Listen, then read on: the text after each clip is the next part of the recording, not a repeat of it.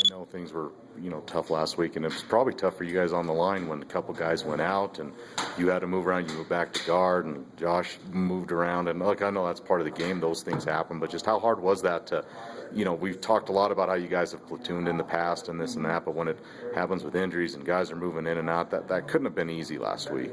No, I mean, we kind of worked a little bit, through scenarios during the week. Coach Harding does quite a bit with, subbing guys in and out just in case something like that would happen. Mm-hmm. In some aspects, I would say that, it was difficult, but, I mean, overall, it was nothing that we weren't prepared for. Right.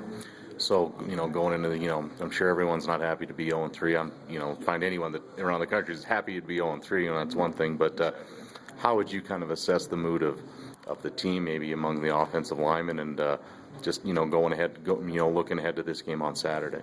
Well, everyone's hungry right now. Everyone wants that win. We've been so close. An error here. Something. If something else happened in the game, in our favor, it would have been a whole different answer now. But obviously things are as they are. I would say that right now, especially in the offensive line, I just got done watching film. There's been people, everyone in the starting line has been there. I've sat there and watched film already with Nick, Josh, Tyler, everyone. So, so I would say that it's nice to see everyone else putting in the effort. Working towards this. Everyone is hungry.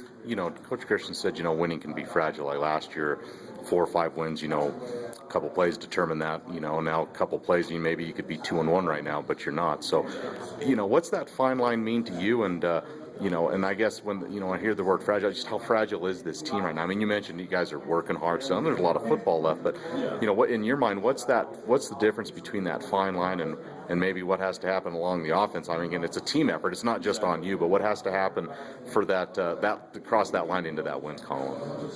I think I would say that everyone has to give in. Everyone has to give that extra effort. Just that 1% more effort.